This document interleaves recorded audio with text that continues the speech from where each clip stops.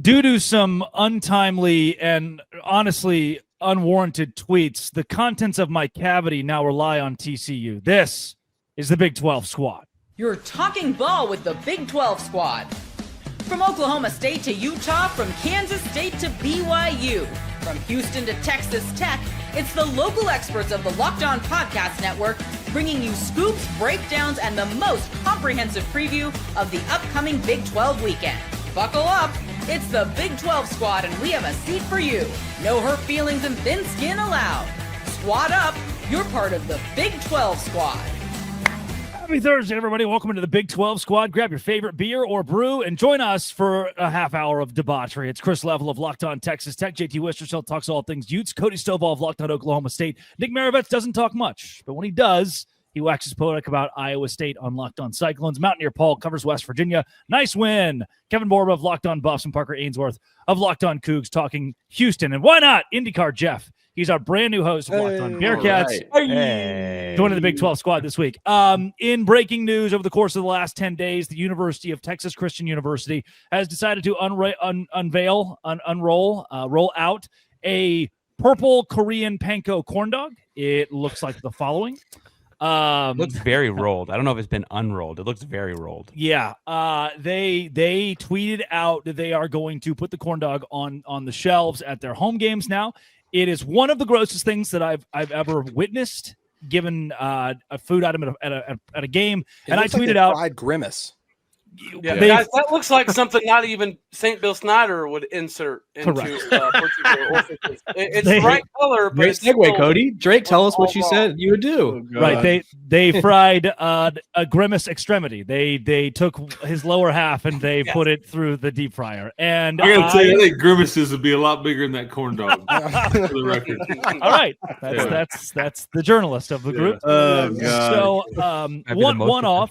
From the official Locked On Big 12 account, I tweeted that if TCU loses to SMU, that I would insert it inside of my rump, sphincter and all.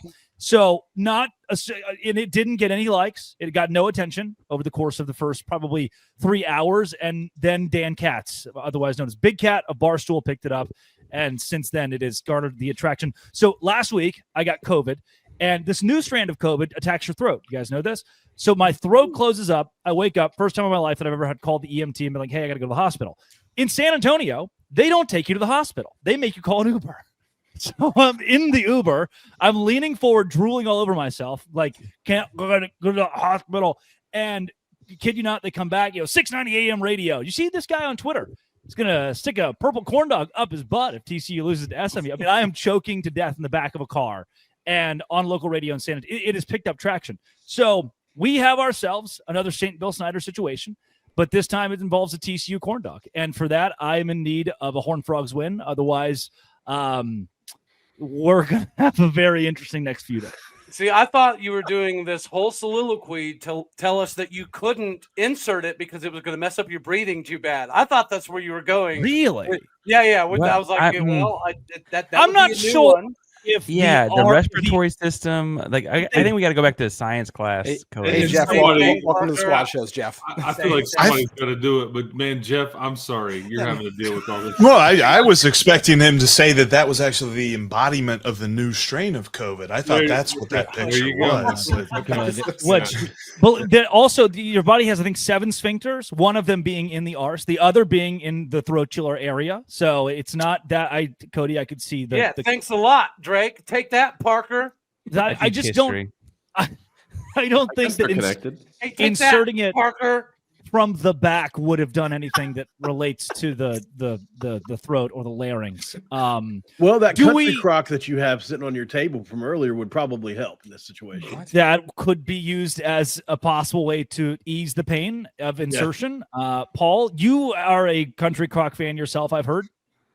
Yeah, I mean, in West Virginia, it's a staple of the diet for sure. In most every sense, pancakes. I mean, it's good for pancakes. In every sense, yeah, literally. You want instant mashed potatoes, country crock. You want pancakes, country crock. It lasts. It's definitely something that can be used for more than one application. See, Drake, I thought breathing problems. Paul thought butter it up. thinking two different. We're thinking on two different strains here, fellas. Paul is really rooting for SMU here. Paul wants the show. Paul wants a show. I don't think that SMU has a chance to win this game. Actually, I do believe that Josh Hoover will throw for 500 yards. What's Chris Level say? Thump. That TCU could thump. Is that the word that and I said that multiple times, but only a portion of that was heard by the Utah fan base. Yeah, I don't know if you guys have kept up with Chris Level on the Twitter in the last few days, but the Utah fans are not happy. Yeah. They're the best. Utah fans are the best. Huh, JT? The internet clipping things out of context? Never. When does that ever happen? But my man JT has been back, which I appreciated. Yes. Came to his rescue. Utah fans love JT. I'm not sure if you guys have seen some. It depends. So Jeff, Cincinnati has a football team. That was news to me this week when we got the text that Jeff Carr is now the host of Locked On Bearcats. When did you guys get football? As right around the time that Luke Fickell decided he wanted to become a head coach. That's when things – no, I take it back. We got Pike to Benz, going back to the win over Pittsburgh way back a long time ago. What about Tony Pike? How long ago? Yeah, Tony Pike to Armand Benz. You guys will always be welcome because you have the Kelsey guys. I mean, that holds a lot of weight. That's what. And look, we might have a first or second round tight end this year, and maybe he'll date Taylor Swift at some point and Joe Royer. So I think that breaking the we've got a legacy to uphold here. That is a good recruiting pitch. If I'm a tight end, there's a fast track to Taylor Swift. If I come to Cincy, sign me up, buddy. Cody, how are you closer than most? Hey, Cody, how are you all going to get players to Oklahoma State after what happened against Oregon a few weeks ago? We're going to ask the Kelseys for some help. That's how this is going to go. Cody? This is, and we could have brought this up last week, but I didn't. I was talking with somebody this week, and I feel bad for Mike Gundy because I think at some level but because we're all human beings. The times that I've been around Mike Gundy, or even his press conferences, like he's a nice guy. I don't hate Mike Gundy. He's hard to hate for me. Sorry if you disagree, but I reason with him in that he is the Gary Patterson of Oklahoma State. He built that program into what it is today, and they couldn't give a rat's ass. Like at some point, we're all humans. You feel so disrespected. Do you really want to win? Like, who's left there that he wants to win for, that he wants to coach for? Like, he's just in a bad situation because the administration doesn't like him. The donors are done with it. Like, why would he want to be there? I want him to get fired for his own sake at this point. He's part of the reason, though, right? He's part of the reason it's gone bad. Well, I think there's some amongst the Board of Regents style of equation that have always thought that Mike Gundy has said some things and done some things that Oklahoma State doesn't look too kindly upon. It's still Oklahoma. But when you continuously are winning, people are going to go overlook some of the things. He has rubbed people wrong of higher positions for quite some time. They just never had any reasoning or leverage to try to do something other than that. Now, I think it's fair that everybody looks at Mike Gundy with some stature because he has that. He's earned that. But, it is a new time in the NIL transfer portal era, and it appears as though Mike Gundy was just a little bit too late. Now we're trying to play catch up, and there's going to be people inside the Board of Regents that view this as a business, and in this business, it's going to be hard for somebody like Mike Gundy to play catch up. Yeah, I feel bad for him. I do. Again, in the same way that Gary Patterson at the end of his tenure and now friend of the Big 12 squad is a guy that was TCU football. He was TCU football. Mike Gundy is Oklahoma State football. And now everybody's yelling for him to be fired. 5 years ago, it wasn't that case. 5 years ago for Gary Patterson, that wasn't the case. He was still the legend. And then one day you wake up and everyone hates you. Like, wait a second. I'm the guy that won here for 10 straight years. What's that? Hey, what's that quote? You either die a hero or live long enough to see yourself become a villain. That's literally what's happening. Well, and guys, if you look back over the summer, there was a public outcry from the fan base about the Board of Regents even, talking about the idea of getting rid of Mike Gundy. So there is still that contingent of the fan base. The difference is between now and then is the Oregon game. It's not just a loss. It was a loss that looked like we're an FCS opponent that didn't have a single player that belonged to be on that football field in any capacity. That is something that Mike Gundy has never been known for. Quite the opposite. In 2005, 6, 7, 8, 9, whatever, even including a couple big-time victories over Georgia, those teams were always outclassed. They were always outmatched, but they schemed their way into victories with lesser players. We didn't have a single offensive lineman over 300 pounds back then, but we schemed our way aggressively into victories. That is where people saw with this Oregon game that maybe Oklahoma State under Mike Gundy doesn't have the ability to scheme their way into victories anymore. Yeah, let's go into the teams that did get victories this week, which was everyone that played. Thank you, Oklahoma State, for having a bye. Good job, Parker Ainsworth. They got football down there, Willie Fritz. That's coming up next. Cameron Stewart will also join the Big 12 squad. Today's show is brought to you by DoorDash. Last week, who delivered? His name was Baron Morton. Maybe the best quarterback in the Big 12. Some people are saying that he's very good and very underrated. He was the player of the week and the MVP. You can be your own MVP with DoorDash streaks. For Baron Morton, it was pretty much all of the throwing the football. And that performance was not a fluke. Neither is DoorDash. Just like he delivered, DoorDash delivers your Saturdays with DoorDash streaks. You save every Saturday that you order. Stack it all up and save up to $250, including $100 in DoorDash credits. Order this Saturday. Keep the streak alive. Fuel your game day only with DoorDash. Terms apply. Promo period through November 18th. That is DoorDash. Be just like Baron Morton and utilize DoorDash. Today's show is also brought to you by FanDuel. It's exactly where I go every single week to say that the Utah Utes are probably going to cover. And guess what they do? They cover, and I win money. And the NFL and college football season are both here, and FanDuel is making sure that you're ready for kickoff with a can't-miss offer. If you bet $5 right now and your bet wins, you'll get $300 in bonus bets to use across the app. I love using FanDuel because it fits however I like to bet, and usually that is parlays or even same-game parlays. I can throw in a couple of touchdown passes from Rocco Becht and the Iowa State money line. Bam. Money in my pocket. So you're ready to play? Download the FanDuel app now by visiting FanDuel.com to get started. FanDuel.com. Place your first $5 bet at FanDuel today. Houston football. Hey. You're good. You did it. You Look guys are that was yes. Big 12 Media Days, Willie Fritz was walking around very confused. He was. It was that sweet. Feels like an ageist joke. I don't know how I feel about that. Yeah, a little like Deion Sanders, no, unseen, unheard. He helicoptered in, took the stage, helicoptered out. Willie Fritz was walking around looking for people to talk to, like the janitors. He was like, "I'm Willie Fritz." He's just friendly. He's just friendly. Very friendly. He's a good old ball coach, and Houston dominated, especially defensively, much to the shock of Deion Sanders. He never could have seen that coming. Yeah, that's where you can talk. The Houston guy can speak. Yeah. Parker. I'm not used to winning football games. This is new to me. I don't know when I'm supposed to talk. No, Utah not even there. It's funny though, because that no, I will say I think that it validates a lot of things we talked about in the offseason where I was like, hey, this Connor Wickman guy's not so bad, folks. Like, oh yeah, and like, is that how that went? He juked a guy out of his shoes on Friday night. Left him in the dust away. I don't think any of us, myself included, saw happening or coming this season. And we also talked this about like Houston's schedule's kind of shaping up in their favor. They're 3-0. The over/under was 5.5. I mean, they're already halfway there. I think that those are all good signs. I'm feeling pretty good about the year. We can't lose the bye week this week, so that's in our favor. And then Oregon State next week, and Oregon State, they don't look so good either. They could be Pac-12 champions this year, by the way. They could be Pac-12 champions. And by the way, biggest win of the weekend once again for UH for like the third time already this season, broke Kansas State.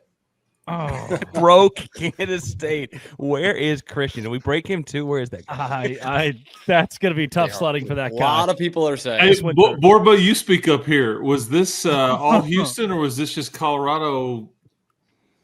I think we talked about Houston breaking Kansas State. I think Colorado's in a vulnerable place right now. They got pushed around on everything, right? They got pushed around on the defense line, the offensive line. They don't have a quarterback, and Deion Sanders today decided not to announce one. So we're going into the Wyoming game not knowing again. And then he also said that they're looking for their identity, and he said they may get it this week or they may get it in a couple weeks. So really like finding out who your identity is or what your identity is against BYU, TCU, and Colorado's next 5 games are against teams who are ranked or receiving votes. So I really look forward to them finding their identity in that stretch of games. I don't know if it will go well. Well, if there was one team that found their identity this week, Mountaineer Paul. Hey, give the pulse of the state of West Virginia and go. Yeah. Rich Rodriguez, man. You want to talk about emotional? He is the pulse of West Virginia. The pulse of West Virginia, Rich Rodriguez. I mean, he really is. Went on McAfee today, had a 45-minute session. That was great to see that. I think we needed this win. It was 18 years of the team that knocked you out of the national championship game and having those bragging rights, and they still have them to a certain extent. You never quite outlived that. But on 9-13, which is poetic, we were able to win that game in overtime fashion. Maybe we found our quarterback along the way in the fourth quarter in overtime. And it was just such an amazing atmosphere. One of the best, probably overall fan experiences I've heard from multiple people ever in the history of the stadium. And a lot of recruits were there. I mean, there was a lot of positive to come out of that. And I think, you're trying to get 81 new players to play. You go on the road to face a really tough Ohio team that stuck with the Buckeyes for 3 quarters last week. And I think we're probably not as bad as we thought we were a week ago. I think at the end of the day, we sacked Holstein 6 times. We're tied for first in the country in sacks. We've got a bunch of pass rushers, and we get the American Defensive Player of the Year this coming week against Kansas, who had 11 sacks last year, 90 quarterback pressures. Oof. So he's a David Bailey-esque add to this pass rush, which I think is going to be a huge down the stretch for us. Not to be outshone, I know he's chomping at the bit to speak. Hang the banner. National champions in second half against Wyoming. JT Westersel's Utes looked really good for 2 quarters this weekend. People are talking.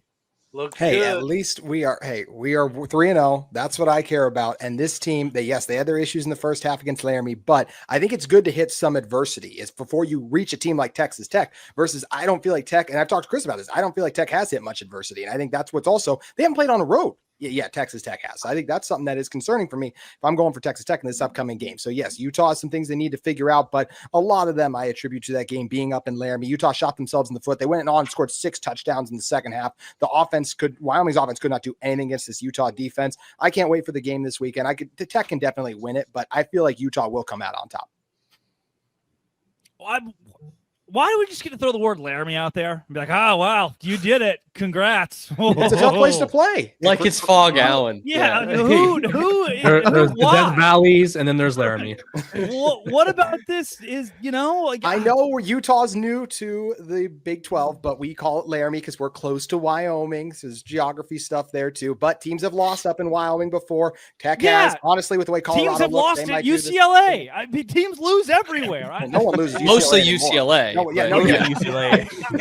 I'm surprised you just admitted you're in the Big 12. That's a little. That's good. That's big. Cody, are you guys going to be in the Big 12 much longer? Of course. Have that in there. This time last year, we were on the precipice of Utah, Oklahoma State being the game of the year. They both finished 3-9, so that didn't go quite the way the Big 12 wanted it to. Top 15 matchup. Last September. Yeah. That would be the equivalent of this year, Texas Tech going 3-9 and Utah going 5-7. That would be the exact same thing. It's what we still on the table. Still on the table. They haven't played them all. Did Texas Tech finally beat a real football team, or is there still the question mark that JT Westersill is posing? Yeah, Oregon State's not very good. The Beavers. Not very good. The only adversity that this football team that I cover around here has faced is it's quite frustrating. 2.5-hour rain delay. Right? 2 minutes into the game, and the referee walks out, and hey, everybody go away, and we just waited. So, and it was 45-0, and then they scored a couple touchdowns late. So I have no idea what we'll see this weekend. It's fascinating to me. I think it's a great game for the league. I don't know if Texas Tech is good enough. I don't know if Utah is good enough. I don't know. I really don't know what we'll see, but I bet it's a good game, and I bet it's a 1-score game. And the one thing JT left out, his field goal kicker. I don't want it coming down to Legzilla, the freshman. Bit of a struggle there in I think at the University of Laramie, I think is what JT called it. They call it that because Utah's close to Wyoming, Chris. Good thing College Game Day is there, though, right? Chris excited to see College Game Day at this game, right? No, I did not. Oh yeah, I did. Oh yeah, the big noon. Yeah, Game Day's in doing the Miami. Right. That was a sarcasm, Chris. He was doing a sarcasm. If Utah had lost twice, Game Day might come. I mean, that's the way that works, right? If Devin Dampier throws 5 picks, they're hasn't thrown one yet this season. DJ Lagway, man. Ooh, also a sarcasm thing. Cameron Stewart, Baylor looked like ass this week. Yeah. Yeah. Simple. But the All right. pants were nice, you know? Yeah. Coming up, big week in the Big 12. Baylor, Arizona State, Utah, Texas Tech. I think Oklahoma State plays. We'll get into all that and more. This is the Big 12 Squad. Today's show is brought to you by Mazda. I drive a Mazda, and the reason that I do is because it's got this the equivalent of passion and style meeting one another in what has more IIHS top safety pick awards than anyone else. From footwork to breathwork, athletes sweat all the details. Mazda brings the same intention to how they craft every model. Feel Japanese craftsmanship in every detail, from the metallic accents to available Napa leather upholstery. Make everyday drives feel like anything but. Like our players. Paul, stop. We sweat every detail because when you make every move count, impossible becomes irrelevant. Mazda, move and be moved with Mazda. Are you whispering into the microphone? Are you just blowing into it? I was doing this. What? I don't know. Of course, that because I don't have a brain. Big win this week, Paul. Who would after that win, man? Who Exactly. would? Exactly. Rich Rod. As I like to say on my show, I did heroin for 13 years. It's not a joke. Don't laugh, people. That's the tagline. Yeah. 6 years clean in 4 days. When he says, as I say, congratulations. When he says, as I say on my show, you never really know what's coming next, though. No doubt. Yeah. Yeah, don't Google it, is all I'm saying. There's a really good moment. I'm sitting with I believe it's Nick Angstad of Locked On Mavs a week ago, and he was like, "Man, that Mountaineer Paul guy is something." Yeah, you need him on an NBA show. I said, just text Zach Blackerby, our boss, and say, "Tell me a fun fact about Mountaineer Paul." So Nick texts Zach. Zach responds within 30 seconds. Dad had 4 fingers. And that was it. Which is true. It's crazy. Paul just every week has one more thing. You're like, you know what? Yeah, Paul, that rocks. Yeah. Good job, Paul. Mountaineer Paul merch will be my dad's birthday was yesterday, as a matter of fact, as well. There you go. It would have been 65. Nice. So that was a part of the emotionality award over the weekend. Because obviously the game day would have been huge. Would have been able to take him up there to see that, which I know some people find that a little macabre, but it is a promise that I made to him a long time ago. So it did feel really good for that all to go down like it did. It just did. I'm happy about it. And then use the word macabre and emotionality in one fell swoop. Boom. That's impressive. I'm going to ruin myself if I keep doing that. You do have a brain. Yeah. Well, barely. This week in the Big 12, Cameron Stewart, we'll go right back to you. Baylor, Arizona State. Sam Leavitt is not the Heisman winner, probably, and maybe Sawyer Robertson isn't either. Both guys have had – Sawyer didn't have a very good week. He did not. First 2 picks of the season. Dave Aranda basically said he looked like the Sawyer that came in when he first came in 2 years ago. So that wasn't great. But looking at Sam Leavitt, I don't know that he's going to be a Heisman front runner or anything like that, but Baylor might make him look like one this week. That is my deepest fear. We heard Dave Aranda saying he's a good scrambler, this guy. And I'm like, well, there's no evidence that Baylor would struggle against a good scrambler yet this year. So I'm feeling good going into this. What is wrong with? I mean, because he's calling it. Isn't Aranda calling the Yes, defense? that's probably it. That's what is wrong. Yes. Yeah. Good job. That's what I'm starting to wonder at this point. Yeah. Cam, didn't you say they were going to win the league? Like that was your prediction, just like a month ago? ago? I'm still not really backing off of that. He might be right. That SMU win still pretty dang good. Still a good win. Mountaineer Paul knows Paul. That's still a pretty good win. Could happen.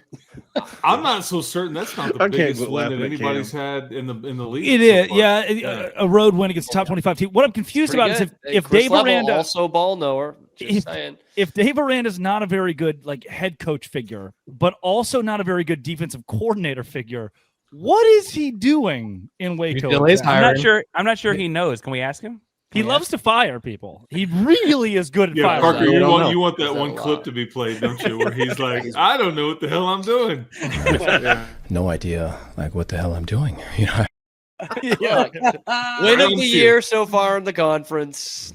So good. All I'm saying. Nobody else has that. So outside of the Baylor Bears, it is a huge week for Utah and Texas Tech. Level, again, can you give context to the lack of context when you said that Texas Tech could thump Utah at 10 a.m. local time?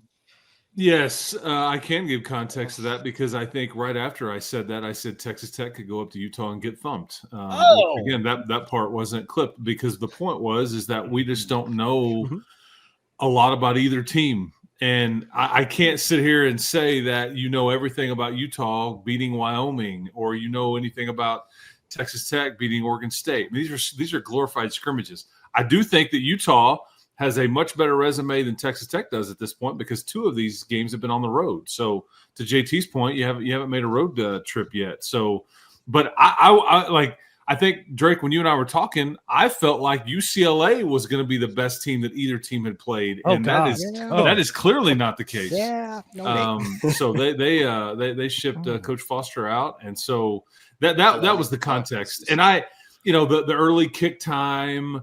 I think some things were said about the atmosphere at Rice Eccles, which I said I put a B in front of it. And I screwed that up. I corrected it with you, but I screwed that up, and I've heard about that. I've apologized profusely for that, but won't make that mistake again. Yeah, profusely. Kebab or whatever you said a while ago. You called it Bryce Eccles with a B? I did. Yeah, that's how I'm always going to refer to it now. Thank you. Okay, I wouldn't advise that, Cody. I appreciate these random nameless Utah. They'll find you and they'll say things about your family and all that stuff. Anyway, whatever. I've tried to apologize, but I think my point is that there's so much made about this atmosphere, and I think that it probably will be a tough place to play, but so is Ames. So is BYU. So is Baylor and TCU and in Lubbock. I mean, this league, I guess Houston. Baylor? Houston's not. Yep. Houston's not. No. You left out more under Deion Sanders? Come on. Yeah. I mean, so I mean, Stillwater is when they're good, it's a very difficult place to play. So this league has got a lot of these, and anyway, but I think people were offended by me suggesting those things. So anyway, here we sit. I think the only way that Waco is a tough place to play is that they don't give you tents. If they don't allow tents on the opposing sideline, that's when things get really nasty. Nick, you're not old enough for this, but Iowa State lost it with, I believe, Brock Purdy and Breece Hall, by the way, are both seniors in this game. Yep. And it was 98 degrees in Waco, 182 on the field. And Baylor would not allow Iowa State to have their tents because it blocked the view of the student section. Matt Campbell throws a fit. Seniors. Iowa State goes 6-6. They were seniors because they were better. They went to the Big 12 title game in 2020. No, you're thinking of 2021. This is 19. 19 was the 10s. Yeah, and that's when Baylor, Matt Rule. Very similar games. That Baylor jumped out to a huge lead in both of them and totally almost blew both of them. So. But they didn't. I'm surprised. Level, do you mean that? Baylor's a hard place to play? I have been there twice. Homecoming in 29. That's homecoming. 19 snap infraction. Yeah. Yeah. Do you remember that one? So, and maybe it was because of the sound system, because some of these schools do this, but there was lots of complaints because they had the music turned up and they wouldn't turn it down when the quarterback was under center. Tech sideline was complaining about it to the referees, like, I don't know, you need to talk to somebody else about that. But it made it very, very difficult to play. But then you had the snap infraction, and there were some reprimands to Tech folks and all that. But that particular day, I would say I would tip my cap. That was a difficult place to play. Wow. But like the last time Tech was in Waco, it lacked juice, and it just wasn't a lot going on there. So we'll get ready for Rice Eccles. 3-9, Dave Aranda. Rice Eccles. Say it right, Greg. Breakfast burritos. We're doing takeover days. Virgin mimosas. Virgin mimosas at Rice Eccles Stadium.